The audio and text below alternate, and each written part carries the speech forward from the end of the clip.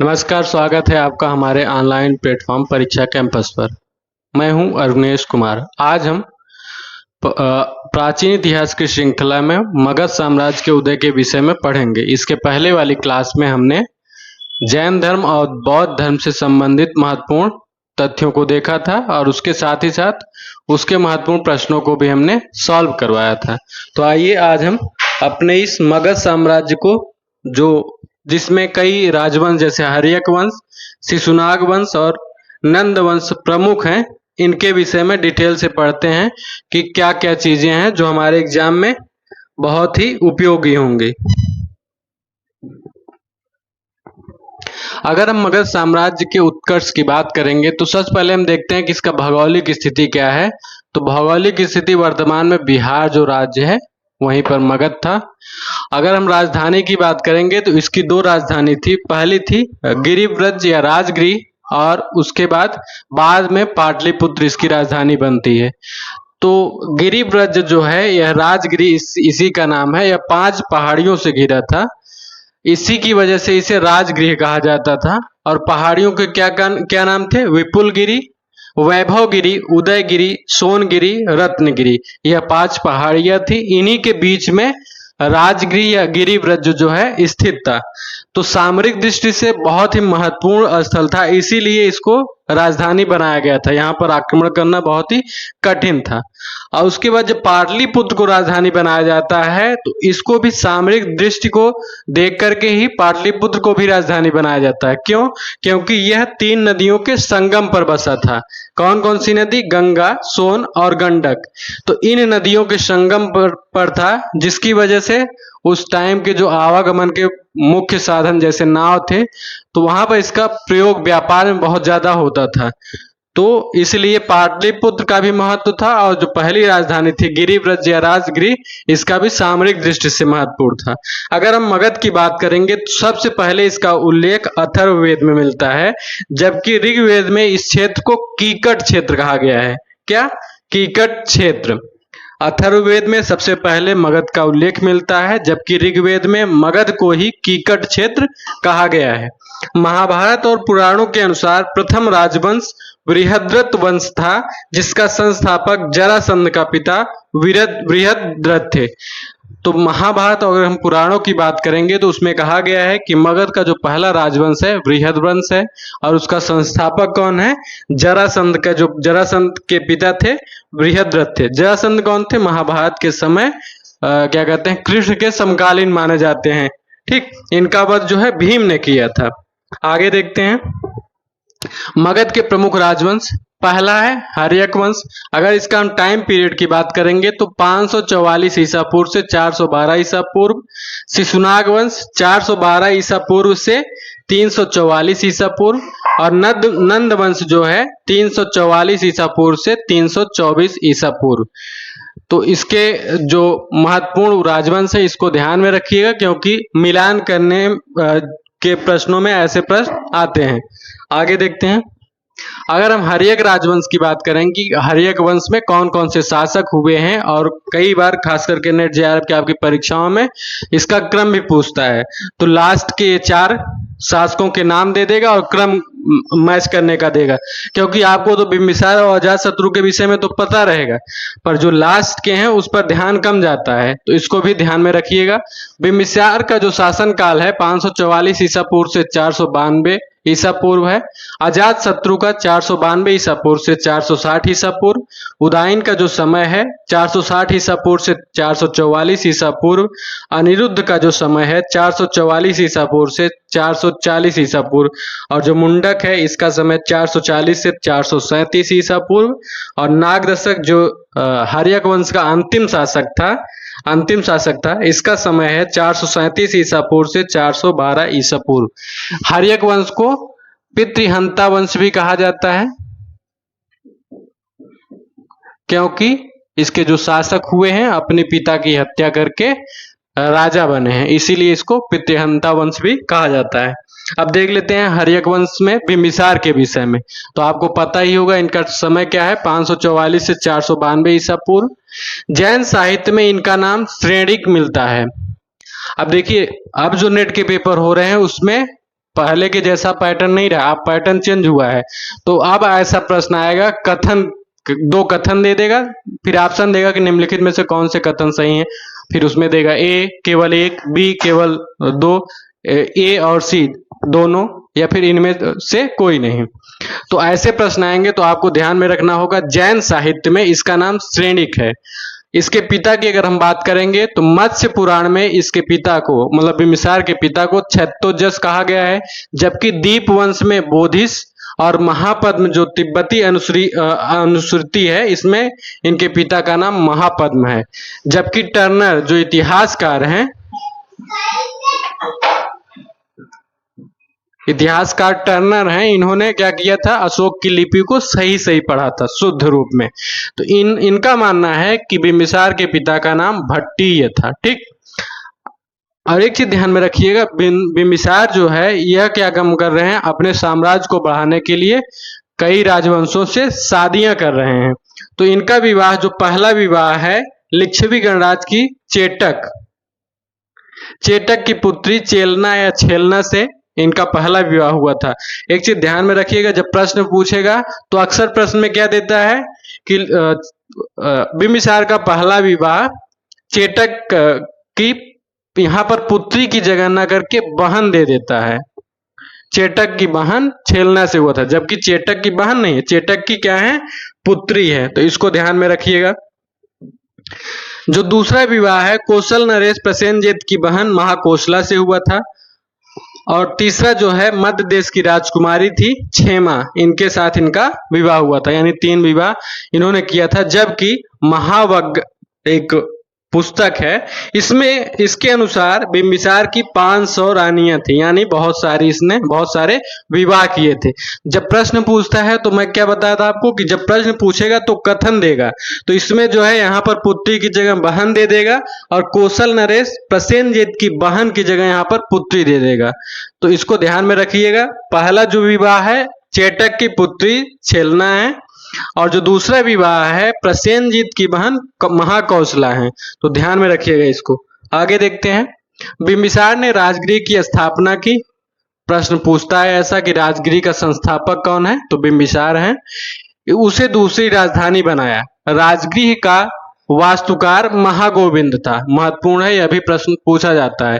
तो राजगृह के जो भवन है, कई सारे उसमें भवन, राजभवन बनाए गए थे, तो उसका मुख्य जो वास्तुकार है कौन, महागोविंद। पहली जो राजधानी थी, जैसे बिम्बिसार ने क्या किया था, राजगृह की स्थापना की और इसको दूसरी राजधानी बनाया, परंतु जो मगध या फिर राजगृह की पहली जो राजधानी मगध साम्राज्य की थी, क्या था, कुशाग्रपुर, या फिर इसी को गिरिव्रज कहा जाता था। ठीक, बिम्बिसार का प्रशासनिक व्यवस्था के विषय में देखते हैं। बिम्बिसार ने पहली बार मगध में सुदृढ़ शासन व्यवस्था की नींव डाली। बिम्बिसार के उच्च अधिकारी राजभट्ट, जिन्हें कहा जाता, उच्च अधिकारियों को राजभट्ट कहा जाता था। इसके 4 श्रेणी थे। ठीक, 4 प्रकार के उच्च अधिकारी थे। पहला था संबद्धक या सर्वार्थक कहा महामात्र था। इसका क्या कार्य था, सामान्य प्रशासन का प्रमुख पदाधिकारी था। जो दूसरा अधिकारी था ओहरी किसको कहा जाता था, या फिर व्यवहारिक महामात्र भी कहा जाता था। इसका प्रमुख कार्य प्रधान न्यायिक अधिकारी था। ठीक, यह न्यायिक से संबंधित था। तीसरा जो था सेना नायक महामात्र, नाम से ही पता चल रहा है कि यह सेना अधिकारी था। जबकि चौथा उत्पादन महामात्र, यह उत्पादन और कर वसूली से संबंधित अधिकारी था।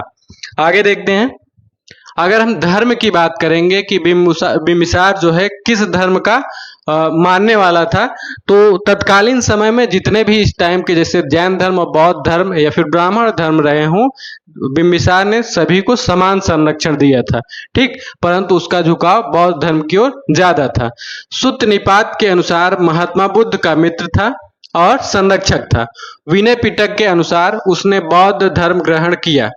पुस्तक का नाम भी पूछता है, खास करके कथन और कारण वाले में।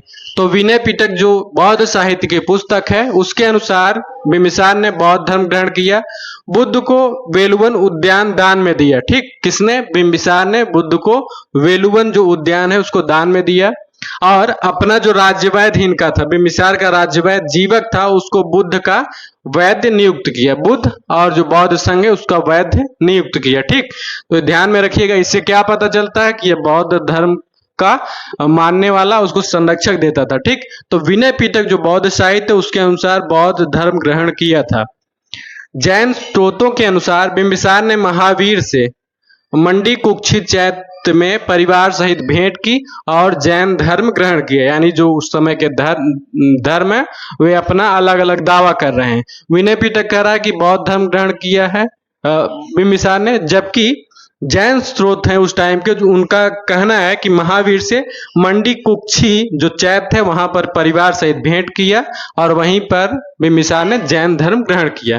जैन स्रोतों के अनुसार बिम्बिसार के कई पुत्र थे जिनके नाम अजातशत्रु, इसी को कुणिक भी कहा जाता है, हल, बेहल, अभय, नंदीसेन और मेघकुल, यानी उसके कई पुत्र थे जिनमें क्या क्या नाम है, अजातशत्रु, हल, बेहल और अभय, नंदीसेन और मेघकुल प्रमुख माने जाते हैं। अभय की जो माता हैं वह लिच्छवी की गणिका आम्रपाली थी। ठीक, आम्रपाली का पुत्र कौन है, अभय है। अजातशत्रु ने बिम्बिसार को जेल में डाल दिया था जहां उसने जहर खाकर आत्महत्या कर ली। ठीक, तो इसीलिए इसको पितृहंता वंश भी कहा जाता है। अजातशत्रु को पितृहंता कहा जाता है क्योंकि उसने जेल में डाल दिया था अपने पिता को। बौद्ध ग्रंथ विनय पिटक के अनुसार बुद्ध के चचेरे भाई देवदत्त के उकसाने पर अजातशत्रु ने बिम्बिसार की हत्या की। तो ध्यान में रखिएगा, जो जैन साहित्य हैं वे क्या कह रहे हैं कि बिम्बिसार ने जेल में डाल दिया जहां पर आत्महत्या कर ली जहर खा करके। किसने, बिम्बिसार ने। ठीक, अजातशत्रु ने अपने पिता बिम्बिसार को जेल में डाला जहां पर जहर खा करके आत्महत्या कर ली। किसने, बिम्बिसार ने। जबकि बौद्ध जो साहित्य हैं उनका कहना है, खास करके विनय पिटक के अनुसार कहा जाता है, उसमें लिखा है, कहा जाता है कि जो बुद्ध का चचेरा भाई कौन, देवदत्त था, उसके उकसाने पर ही अजातशत्रु ने अपने पिता की यानी बिम्बिसार की हत्या कर दी। आगे देखते हैं, बिम्बिसार से संबंधित महत्वपूर्ण कथन क्या क्या है जो बहुत बार परीक्षा में पूछा जाता है। तो राय चौधरी जो एक इतिहासकार हैं, इनके अनुसार यूरोप के हैप्सबर्ग तथा बूर्बो वंश की तरह बिम्बिसार भी राजवंशों से वैवाहिक संबंधों का समर्थक था।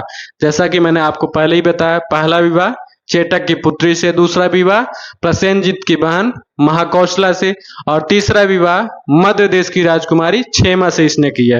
तो उसी को ध्यान में रखते हुए राय चौधरी जो इतिहासकार हैं, इनका कहना है कि यूरोप में जो हैप्सबर्ग और बोर्बो वंश है यानी दो राजवंश हैं, उन्हीं की तरह बिम्बिसार भी राजवंशों से वैवाहिक संबंध का समर्थक है। ठीक, यूरोप में जो दोनों राजवंश हैं, इनका मानना था कि बहुत सारे राजवंशों से विवाह करोगे तो फिर अपना राजवंश क्या होगा, समृद्ध होगा और शक्तिशाली होगा। तो इसीलिए इनका कथन इसमें कहा गया है। दूसरा इन्हीं का, राय चौधरी का ही दूसरा कथन है, बिम्बिसार की अंग विजय ने मगध की उस विजय के दौर को प्रारंभ किया जो अशोक द्वारा कलिंग विजय के बाद तलवार रख देने के साथ समाप्त हुआ। तो बिम्बिसार ने अंग विजय की थी। ठीक, तो इनका कहना था कि अंग विजय ने मगध की उस विजय के दौर को प्रारंभ किया जो अशोक द्वारा कलिंग विजय के बाद तलवार रख देने के साथ समाप्त हुआ। यानी मगध साम्राज्य का जो उत्कर्ष शुरू होता है अंग विजय से शुरू होता है। कहां से, बिम्बिसार के समय से। और जब अशोक राजा बनता है उसने कलिंग विजय के बाद जब युद्ध नीति का त्याग किया वहां पर जाकर के समाप्त होता है। दोनों कथन किसके हैं, राय चौधरी के हैं, महत्वपूर्ण है, पूछे जाते हैं। आगे देखते हैं, अजातशत्रु जो दूसरा शासक है हर्यक वंश का, 492 ईसा पूर्व से 460 ईसा पूर्व इनका समय है। इनका जो अन्य नाम अशोक चंड, औपपतिक पुत्र जैन स्रोत में मिलता है, कुणिक आवश्यक सूत्र में, देवनूपीय कथाकोश और औपातिक सूत्र, ये दो जो बौद्ध साहित्य हैं इनमें देवनूपीय मिलता जुलता किससे, अशोक के नाम से मिलता जुलता है। अशोक को क्या कहा जाता था, देवनाम पीय। ठीक, तो उसी के जैसा मिलता जुलता है। आगे हम देखते हैं, तुस व मूसिक जातक व संयुक्त निकाय बौद्ध स्रोत के अनुसार अजातशत्रु कौशल नरेश प्रसेनजीत की बहन कौशल देवी का पुत्र था। ठीक, तो किसका पुत्र था, कौशल देवी जो प्रसेनजीत की बहन थी महाकौशला, या फिर उन्हीं को कौशल देवी कहा जाता था, उन्हीं का पुत्र था। जबकि जैन स्रोत में उसे वैशाली के चेटक की पुत्री चेलना का पुत्र कहा गया है। सुमंगल विलासिनी में अजातशत्रु को वैदेही पुत्र कहा गया है। तो क्या ध्यान में रखना है, जो बौद्ध साहित्य है उनका मानना है कि प्रसेनजीत की जो बहन महाकौशला थी उनका पुत्र अजातशत्रु था, जबकि जैन साहित्य ठीक इसके विपरीत अपना मत देते हैं। उनका कहना है कि जो वैशाली की चेटक की पुत्री थी चेलना, उनका पुत्र कौन था? अजातशत्रु। जबकि सुमंगल विलासिनी जो ग्रंथ है इसमें अजातशत्रु को वैदेही पुत्र कहा गया है। आगे देखते हैं। अगर हम साम्राज्य विस्तार की बात करेंगे तो क्या कहते हैं, अजातशत्रु ने 2 युद्ध वैशाली साम्राज्य से किए थे। किससे? कौशल से 2 युद्ध किए थे। प्रथम युद्ध में जो अजातशत्रु है वह पराजित होता है, ठीक, जबकि द्वितीय युद्ध में वह विजयी होता है। तो 2 युद्धों के बाद प्रसेनजीत और अजातशत्रु में समझौता हो जाता है, और समझौते के बाद प्रसेनजीत ने अपनी पुत्री वजीरा का विवाह अजातशत्रु से कर दिया। तो एक चीज ध्यान में रखिएगा, जो बौद्ध साहित्य की अगर हम बात मानेंगे तो जो प्रसेनजीत है वह अजातशत्रु का मामा है, तो अपनी पुत्री का विवाह अपने भांजे से किया। तो क्या किया प्रसेनजीत ने? समझौते के रूप में अपनी पुत्री का वजीरा का विवाह अजातशत्रु से किया। और प्रसेनजीत की मृत्यु के बाद अजातशत्रु ने कौशल को मगध में मिला लिया, ठीक, क्योंकि उसका मामा था और उसके कोई उत्तराधिकारी नहीं थे। तो इसकी वजह से अजातशत्रु ने कौशल नरेश जो प्रसेनजीत का शासन साम्राज्य है उसको अपने राज्य मगध में मिला लिया। इसने एक और युद्ध किया वज्जी संघ से। इसमें क्या है, सुमंगल विलासिनी के अनुसार गंगा नदी के किनारे हीरो की खानें थी, उसी पर कब्जा होने के लिए, उसी पर अधिकार के लिए क्या कहते हैं यह युद्ध लड़ा गया था। वज्जी और मगध दोनों ने इस संबंध में समझौता कर लिया, लेकिन वज्जियों ने समझौते का उल्लंघन कर संपूर्ण खान पर अधिकार कर लिया। इसी की वजह से यहाँ पर क्या होता है, युद्ध होता है। वस्तुतः मगध व वज्जी संघ के बीच संघर्ष गंगा नदी के ऊपर नियंत्रण स्थापित करने के लिए हुआ था, क्योंकि गंगा पूर्वी भारत में व्यापार का प्रमुख माध्यम थी। एक चीज और देखिएगा, जो हल और बेहल मैंने नाम बताया था आपको, ऐसा माना जाता है कि बिंबिसार जो है उसने हल और बेहल को एक हाथी और क्या किया था, हीरे की गले की माला दी थी। तो प्रसेन जो अजातशत्रु की पत्नी है उसके उकसाने पर अजातशत्रु ने उनसे मांग की, तो हल और बेहल अपने मामा यानी प्रसेनजीत के यहाँ चले जाते हैं, उसकी वजह से भी युद्ध होता है।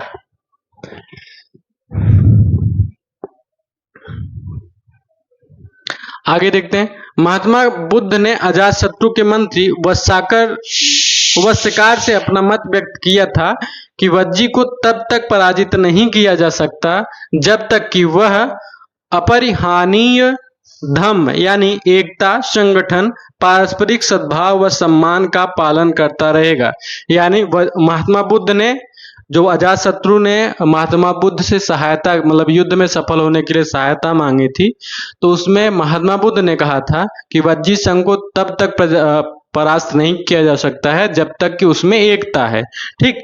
तो उसके बाद फिर अपने मंत्री वत्साकर की सहायता से वज्जी संघ में फूट डालता है, फिर वहां पर युद्ध करता है।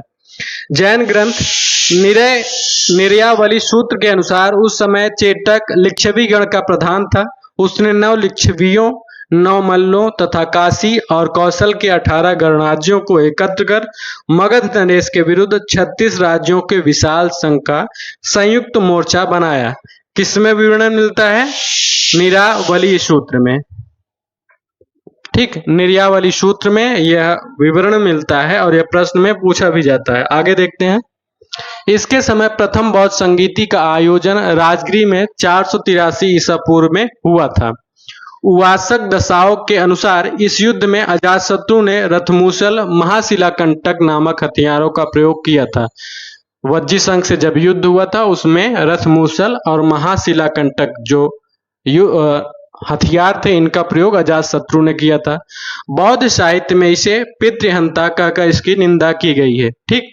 क्यों? क्योंकि अपने पिता की हत्या इसने की थी। आगे देखते हैं। अजातशत्रु के बाद उदयन शासक बनता है, इसने भी अजातशत्रु की हत्या की। ठीक, इसीलिए इस पूरे राजवंश को ही पितृहंता वंश भी कहा जाता है। उदयन या फिर इसी का नाम उदयभद्र है। इसका समय 460 ईसा पूर्व से 444 ईसा पूर्व तक है। जैन स्रोतों, कथाकोश और परिशिष्ट पर्वन के अनुसार उदयन अजातशत्रु व पद्मावती का पुत्र था। किसका? अजातशत्रु और पद्मावती। महावंश के अनुसार वह पितृहंता था। महावंश जो साहित्य इसके अनुसार वह पितृहंता था। जैन स्रोत परिशिष्ट पर्वन के अनुसार वह पितृभक्त था तथा चंपा का उपराजा रह चुका था। गार्गी संहिता में उसे धर्मात्मा कहा गया है। ठीक, तो किसमें क्या कहा गया है इसको भी ध्यान में रखिएगा, इससे संबंधित प्रश्न पूछे जाते हैं। कथाकोश और परिशिष्ट पर्वन में कहा गया है कि अजातशत्रु और पद्मावती का पुत्र था। जो महावंश है इसमें कहा गया कि पितृहंता था, जबकि जैन ग्रंथ जो परिशिष्ट पर्वन है उसके अनुसार पितृभक्त था और चंपा का उपराजा था, यानी राज्यपाल वायसराय था। और दूसरा गार्गी संहिता जो है उसमें इसे धर्मात्मा कहा गया है। परिशिष्ट पर्वन, गार्गी संहिता व वायु पुराण के अनुसार गंगा व सोन नदियों के संगम पर पाटलिपुत्र नगर की स्थापना की। ठीक, किसने? उदयन ने। जबकि जो अजातशत्रु है, अजातशत्रु के विषय में जब आप पढ़ रहे थे तो अजातशत्रु ने क्या किया था? एक मिनट। पाटलिपुत्र नगर की स्थापना कौन कर रहा है? उदयन कर रहा है। पर अजातशत्रु ने पाटलिपुत्र में एक दुर्ग की स्थापना की थी। ठीक, यह प्रश्न पूछा जाता है कि नगर कौन बना रहा है और दुर्ग कौन बना रहा है। तो सबसे पहले पाटलिपुत्र में दुर्ग किसने बनाया? अजातशत्रु ने। जबकि पाटलिपुत्र की स्थापना कौन कर रहा है? उदयन। जहां पूर्व में अजातशत्रु ने दुर्ग बनवाया था तथा उसे अपनी राजधानी बनाया। किसने? उदयन ने पाटलिपुत्र में नगर की स्थापना की और उसको राजधानी बनाया। यह जैन धर्म का अनुयायी था। उदयन जो है जैन धर्म का उपासक था। ठीक, आगे देखते हैं। उदयन के उत्तराधिकारी 444 ईसा पूर्व से 412 ईसा पूर्व, इसके बाद के कौन कौन से हैं? बौद्ध स्रोतों के अनुसार उदयन के बाद अनिरुद्ध, मुंडक व नागदशक क्रमशः शासक बने। क्रम याद रखिएगा। इन तीनों को भी पितृहंता कहा गया है। पुराणों व कथाकोश में नागदशक को दर्शक कहा गया है। ठीक, नागदशक जो शासक है इसी का नाम दर्शक भी है। भास्कृत स्वप्नवास वदत्ता व जैन ग्रंथ परिशिष्ट पर्वन में अजातशत्रु का उत्तराधिकारी दर्शक को बताया गया है। दर्शक यानी नागदशक। महावंश टीका के अनुसार पौरों, अमात्यों तथा मंत्रियों ने नागदशक को सिंहासन से उतारकर अमात्य शिशुनाग को राजा बनाया, जिसने शिशुनाग वंश की स्थापना की। तो आगे देखते हैं आप शिशुनाग वंश को। शिशुनाग वंश। शिशुनाग ऐतिहासिक काल का पहला शासक था जिसे जनता ने चुना था। अभी पीछे आपने देखा कि नागदशक को वहां के जो मंत्री हैं या फिर जनता ने सिंहासन से उतार दिया और शिशुनाग का चयन किया है। ठीक, तो इस प्रकार से जनता के द्वारा चुना गया ऐतिहासिक काल का पहला शासक है। इसने अवंती महाजनपद के शासक अवंती वर्धन को पराजित कर अवंती को मगध साम्राज्य में मिला लिया। यह भी प्रश्न पूछा गया है। तो अवंती को मगध साम्राज्य में कौन मिला रहा है? शिशुनाग। इसके साथ ही वत्स महाजनपद भी मगध में मिल गया, क्योंकि वत्स का विलय अवंती के शासक प्रदौध ने पहले ही अवंती में कर लिया था। ठीक, यानी इसके साथ शिशुनाग ने क्या किया था? अवंती के साथ साथ ही वत्स को मिला लिया था, क्योंकि वत्स जो महाजनपद है उसको अवंती के शासक प्रदौत ने पहले ही अवंती में मिला लिया था। इसने अपनी राजधानी वैशाली को बनाया। ठीक, तो शिशुनाग जो है अपनी राजधानी किसको बना रहा है? वैशाली को। आगे देखते हैं। शिशुनाग के बाद कालाशोक शासक बनता है। इसका समय है 394 ईसा पूर्व से 366 ईसा पूर्व। पुराणों में इसे काकवर्ण कहा गया है। महत्वपूर्ण तथ्य है। इसने पुनः पाटलिपुत्र को मगध साम्राज्य की राजधानी बनाया। इसके समय ही द्वितीय बौद्ध संगीति का आयोजन हुआ था। कहां पर? वैशाली में हुआ था, जो राजगृह गुफा है। ठीक, तो वैशाली में हुआ था। हर्षचरित के अनुसार राजधानी में घूमते समय किसी ने गले में छुरा भोंक कर इसकी हत्या कर दी। शिशुनाग वंश का अंतिम शासक नंदीवर्धन या महानंदिन था। ठीक, यह दोबारा रिपीट हो गया है। आगे देखते हैं। नंदवंश 344 ईसा पूर्व से 322 ईसा पूर्व, यह मगध पर शासन करने वाला प्रथम गैर क्षत्रिय या फिर निम्न वर्गीय राजवंश था। ठीक, इसके पहले जो थे सभी क्षत्रिय या ब्राह्मण क्षत्रिय वंश से संबंधित थे, जबकि यह पहला नंदवंश है, पहला ऐसा वंश है जो गैर क्षत्रिय है। ठीक, आगे देखते हैं। महाबोधि वंश के अनुसार शिशुनाग वंश के काकवर्ण कालाशोक के 10 पुत्रों ने सम्मिलित रूप से 22 वर्षों तक शासन किया। संभवतः महापद्मनंद उसका संरक्षक था। नंद वंश का संस्थापक महापद्मनंद था। पुराणों में शूद्रा गर्भोद्भव या फिर शूद्र माता के गर्भ से उत्पन्न कहा गया है। महाबोधि वंश इसे अग्रसेन कहता है। ठीक, महाबोधि वंश के अनुसार महापद्मनंद जो है इसको अग्रसेन भी कहा जाता है। महापद्मनंद निम्न वर्ण से संबंधित था। जैन स्रोत आवश्यक सूत्र से नापित दास, नाई का दास, परिशिष्ट पर्वन उसे नापित पिता व वैश्या माता का पुत्र घोषित करता है। यानी महापद्म जो है विभिन्न स्रोतों से पता चलता है कि वह निम्न कुल से संबंधित था। जैन ग्रंथ जो आवश्यक सूत्र है उसे नाई का पुत्र या फिर नाई का दास, और परिशिष्ट पर्वन जो है वह भी नापित पिता और वैश्य माता का पुत्र घोषित करता है। यानी एक प्रकार से यह नाई का पुत्र था। आगे देखते हैं। बौद्ध स्रोत महावंश टीका में नंदों को अज्ञात कुल का व डाकुओं के गिरोह का मुखिया कहा गया है। विशाख दत्तकृत मुद्रा राक्षस के अनुसार नंद नरेश शूद्र न होकर प्राथित कुलजा व अभिजन थे। यानी विशाख दत्त लेखक हैं, इनकी कृति है मुद्रा राक्षस। इसी में कहा गया है जो नंद नरेश है वह शूद्र नहीं बल्कि प्रथित कुलजा व अभिजन समूह के हैं। ठीक, इसमें चंद्रगुप्त मौर्य को हिमालय से समुद्र तक विस्तृत पृथ्वी का स्वामी बताया गया। किसमें? मुद्रा राक्षस में कहा गया है। किसके विषय में? चंद्रगुप्त मौर्य को कहा गया है कि उसका जो साम्राज्य है हिमालय से समुद्र तक विस्तृत था, वह पृथ्वी का स्वामी है। ठीक, यूनानी लेखक कर्टियस के अनुसार अग्रसेन घनानंद का पिता नाई जाति का था। ठीक, यूनानी लेखक भी ऐसा दावा करते हैं कि अग्रमीज जो घनानंद था इसका पिता जो था कौन? महापद्मनंद, यह नाई जाति का था। विष्णु पुराण के अनुसार महानंदी या महापद्मनंद का पिता कि शूद्रा से उत्पन्न महापद्म अत्यंत लोभी तथा द्वितीय परशुराम के समान सर्व छत्रांतकारी, सभी क्षत्रियों का विनाश करने वाला होगा। यानी विष्णु पुराण में ऐसा कहा गया है कि जो महापद्मनंद है उसका जो पिता महानंदी है यानी महापद्म, वो एक शूद्रा से उत्पन्न होगा और वह परशुराम के समान सर्व छत्रांतकारी यानी सभी क्षत्रियों का विनाश करने वाला होगा। आगे देखते हैं। महापद्मनंद जो है उसकी उपाधियां कौन कौन सी हैं? तो पहला है महापद्म, कमल के रूप में विस्तृत व संगठित सेना का स्वामी। दूसरा है उग्रसेन, भयंकर व विशाल सेना का स्वामी। तीसरा है सर्व छत्रांतक यानी समस्त क्षत्रियों का नाश करने वाला। चौथा है अपरो परशुराम, द्वितीय परशुराम, व भार्गव एक क्षत्रिय जिसने संपूर्ण पृथ्वी को अपने छत्र के अधीन किया हो। ठीक, भार्गव भी उसकी उपाधि है, एकराट भी है और एक क्षत्रिय भी है। आगे देखते हैं। इसी की उपाधि है अनुलंबित शासक और कली का अंश। किसका? महापद्मनंद का ही है।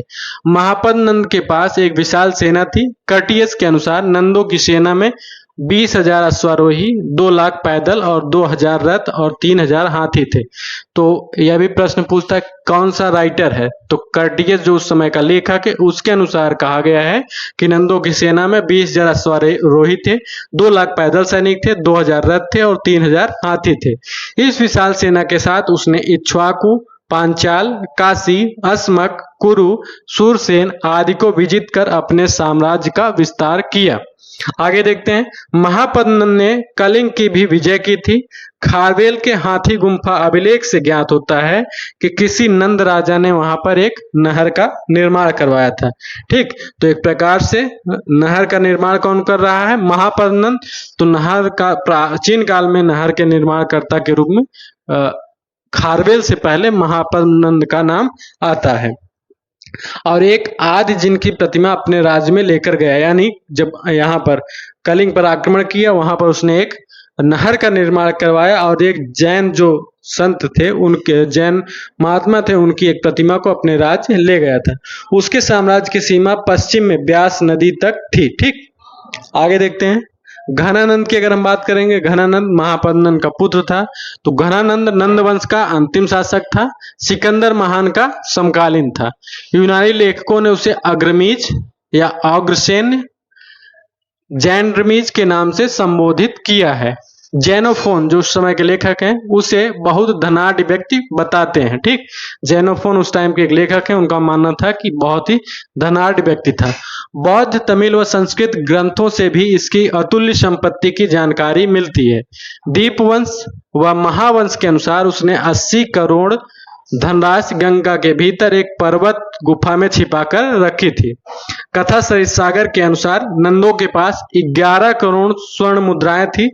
टर्नर महोदय ने भी स्पष्ट किया है कि उसे धन बटोरने का व्यसन था। वेनसांग ने भी सम्राट नंद के पाटलिपुत्र में 5 जैन स्तूपों में बहुमूल्य कोषों का वर्णन किया है। मुद्रा राक्षस नंदों को अर्घ रुचि और नवन वतिष द्रव्य कोटिस्वरा बताया है। नंदों की अतुल्य संपत्ति का उल्लेख संगम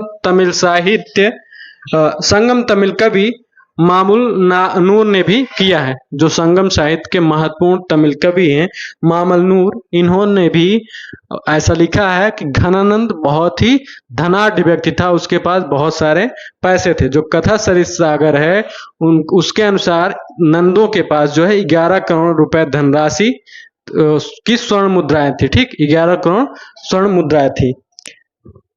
तो ये हमारा पूरा आज का हर्यक वंश, शिशुनाग वंश और नंद वंश पूरा हमारा जो लेक्चर है समाप्त हुआ। तो इसमें मैंने जितने भी महत्वपूर्ण तथ्य हैं उसको लिखवाया है और यह भी बताया कहाँ कहाँ से कौन कौन से प्रश्न बनते हैं। तो आशा करता हूँ यह टॉपिक जो है आपको समझ में आया हुआ होगा।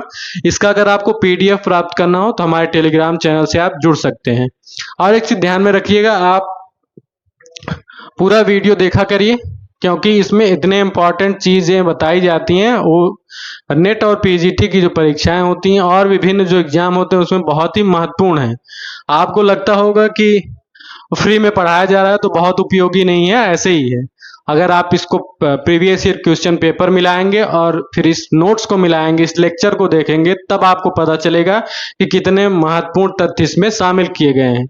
और अगर आपको और भी प्राचीन इतिहास से जो इसके पहले के लेक्चर हमने पढ़ाए अगर उसको देखना हो तो प्लेलिस्ट हिस्ट्री की बनाई गई, उसमें जाकर के आप देख सकते हैं।